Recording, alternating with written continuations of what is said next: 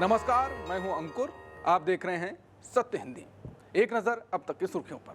बांग्लादेश में एक और हिंदू समुदाय के व्यक्ति की हत्या, दुकान चलाते समय हुआ हमला, मणि चक्रवर्ती पर हमला, अस्पताल में मौत। 18 दिन 6 मौतें। बांग्लादेश में हिंदुओं पर लगातार हमले। बांग्लादेश में हालात लगातार बिगड़ते जा रहे हैं। पिछले 18 दिनों में हिंदू समुदाय के छठे व्यक्ति की हत्या कर दी गई। सोमवार रात मणि चक्रवर्ती, जो एक किराना व्यापारी थे, नरसिंदी जिले के चार सिंदूर बाजार में अपनी दुकान चला रहे थे, तभी अज्ञात हमलावरों ने उन पर हमला कर दिया। हमले में मणि चक्रवर्ती गंभीर रूप से घायल हो गए। स्थानीय लोग उन्हें तुरंत अस्पताल ले गए, लेकिन रास्ते में अस्पताल पहुंचते ही उनकी मौत हो गई। इस हत्या के साथ ही 18 दिनों में हिंदू समुदाय पर हमलों में मरने वालों की संख्या 6 हो चुकी है।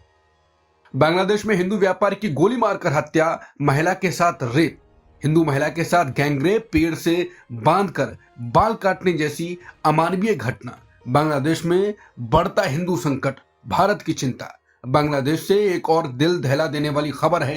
हिंदू व्यापारी और अखबार के कार्यकारी संपादक राणा प्रताप बैरागी की सोमवार शाम गोलियों से हत्या कर थी। वो एक आइस फैक्ट्री के मालिक थे और साथ ही दैनिक बीडिया खबर अखबार के कार्यकारी संपादक भी थे। हाल के दिनों में हिंदुओं पर हमले बढ़े हैं। कालीगंज में एक 40 वर्षीय हिंदू विधवा के साथ गैंगरेप, पेड़ से बांधकर बाल काटने जैसी अमानवीय घटना भी सामने आई है। राजनीतिक विश्लेषक का कहना है कि बांग्लादेश में बदलते राजनीतिक हालात में अल्पसंख्यक समुदाय गहरे संकट में है। अंकिता केस के वीआईपी विवाद पर दुष्यंत गौतम ने किया मानहानि केस। दुष्यंत गौतम ने विपक्ष और उर्मिला सनावर पर किया केस। कांग्रेस, आप समेत कई पर मानहानि का केस, बोले छवि खराब हुई। अंकिता भंडारी हत्याकांड से जुड़े कथित वीआईपी विवाद पर अब मामला अदालत पहुंच गया है। बीजेपी के राष्ट्रीय महासचिव दुष्यंत गौतम ने कांग्रेस, आम आदमी पार्टी, अभिनेत्री उर्मिला सनावर और कई सोशल मीडिया अकाउंट्स के खिलाफ मानहानि का मुकदमा दायर किया है। दुष्यंत गौतम का कहना है कि उर्मिला सनावर ने सोशल मीडिया पर ऐसे पोस्ट और वीडियो डाले जिनमें उन्हें अंकिता केस के वीआईपी के रूप में पेश किया गया, जो पूरी तरह झूठा और उनकी छवि खराब करने वाला है। यूएपीए पर बड़ा फैसला, उमर खालिद, शर्जील इमाम को जमानत नहीं। सुप्रीम कोर्ट बोला, आतंक सिर्फ हमला नहीं, उसकी साजिश भी आतंकवाद है। देश भर की निगाहें इस मामले पर आने वाले फैसले पर टिकी हुई थी। दिल्ली दंगा मामले में सुनवाई करते हुए वक्त सुप्रीम कोर्ट ने साफ कहा है कि आतंकवादी गतिविधि सिर्फ आखिरी हिंसा तक सीमित नहीं होती, बल्कि उसकी तैयारी और योजना भी आतंक का हिस्सा मानी जाएगी। कोर्ट ने यूएपीए कानून की धारा 15 का हवाला देते हुए कहा कि आतंक की परिभाषा केवल बम, बंदूक या विस्फोट तक सीमित नहीं है, बल्कि हिंसा की ओर ले जाने वाली पूरी साजिश और तैयारी भी आतंकवाद की श्रेणी में आती है। इस फैसले के साथ ही कोर्ट ने उमर खालिद और शर्जील इमाम की जमानत याचिका खारिज कर दी है, जबकि इस मामले के 5 अन्य आरोपियों को जमानत दे दी गई है। सुप्रीम कोर्ट बोला, जमानत पाने के लिए देरी को ट्रम्प कार्ड की तरह इस्तेमाल नहीं किया जा सकता है। सुप्रीम कोर्ट बोला, जीवन का अधिकार पूरी तरह निरंकुश नहीं है। उमर खालिद और शर्जील इमाम के मामले में हो रही थी सुनवाई। सुप्रीम कोर्ट ने उमर खालिद और शर्जील इमाम को जमानत देने से इनकार करते हुए कहा कि संविधान द्वारा दी गई आजादी और जीवन का अधिकार पूरी तरह निरंकुश नहीं है, बल्कि कुछ खास कानूनों जैसे यूएपीए के तहत इस पर सीमाएं लगाई जा सकती हैं। कोर्ट ने साफ किया कि लंबा समय जेल में रहना या ट्रायल में देरी अपने आप में जमानत का अधिकार नहीं बनता, अगर राज्य सरकार के पास ऐसे ठोस सबूत हों जो ये दिखाएं कि आरोपी ने आतंकी साजिश में जानबूझकर और निर्णायक भूमिका निभाई है। तिरुवनंतपुरम नगर निगम में बीजेपी की जीत के बाद अंदर ही हलचल तेज। केरल बीजेपी में हलचल, आश्वासन के बावजूद श्रीलेखा को नहीं मिला मेयर पद। श्रीलेखा बोली, चुनाव लड़ने से पहले मिला था भरोसा, बाद में सब बदल गया। केरल की राजनीति में बीजेपी के अंदर खाने से एक बड़ी खबर सामने आई है।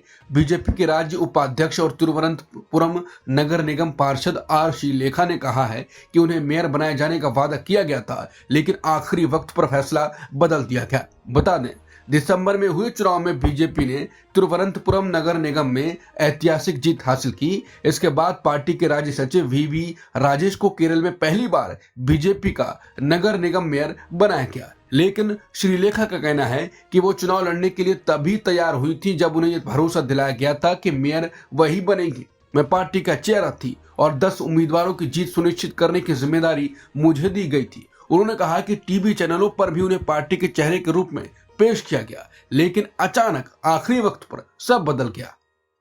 भारत में खेले से बांग्लादेश की टीम को डर है क्या, खुलकर बोले बीसीपी अध्यक्ष। बोले मौजूदा हालात में हमें अपनी टीम को भारत भेजना सुरक्षित नहीं लगता। मुस्तफिजुर रहमान को आईपीएल से निकालने के बाद बढ़ रहा है विवाद। टी20 वर्ल्ड कप 2026 से पहले क्रिकेट की राजनीति में बड़ा भूचाल आ गया है। बांग्लादेश क्रिकेट बोर्ड के अध्यक्ष अमीनुल इस्लाम ने खुलकर कहा है कि मौजूदा हालात में हमें अपनी टीम को भारत भेजना सुरक्षित नहीं लगता। ये बयान उन्होंने तब दिया जब बीसीबी ने आईसीसी को औपचारिक पत्र लिखकर अपनी टीम के मैच भारत से बाहर कराने की मांग की है। इस पूरे विवाद की शुरुआत तब हुई जब मुस्तफिजुर रहमान को आईपीएल से बीसीसीआई के आदेश पर रिलीज कर दिया गया। इसके बाद ही बांग्लादेश बोर्ड ने कड़ा कदम उठाया। अमेरिकी अदालत में मादुरो बोले, अब मैं अपने देश का राष्ट्रपति हूं, मैं निर्दोष हूं। मादुरो बोले, मुझे जबरदस्ती पकड़ा गया है।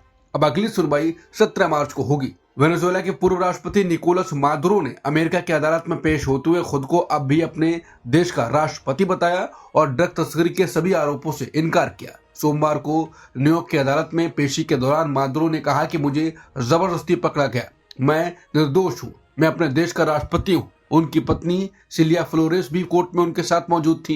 अब कोर्ट ने मादुरो को 17 मार्च को दोबारा पेश होने का आदेश दिया है। वेनेजुएला में 30 दिन तक चुनाव नहीं, पहले देश को ठीक करेंगे, बोले ट्रंप। मादुरो की गिरफ्तारी के बाद ट्रंप का बड़ा ऐलान, चुनाव नहीं, पहले स्थिरता। ट्रंप बोले, लोग ठीक से वोट में नहीं कर पाएंगे। अमेरिकी राष्ट्रपति ट्रंप ने साफ कर दिया है कि वेनेजुएला में अगले 30 दिनों तक कोई नया चुनाव नहीं होगा।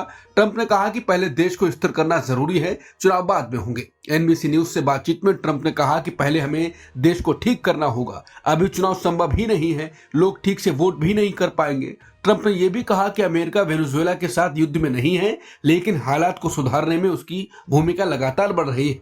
अब तक की खबरों में इतना ही। बाकी खबरों के लिए बने रहिए सत्यहिंदी.com के साथ। Copyright disclaimer under Section 107 of the Copyright Act 1976. Allowance is made for fair use for purposes such as criticism, comment, news reporting, scholarship, and research. Fair use is a use permitted by copyright statute that might otherwise be infringing.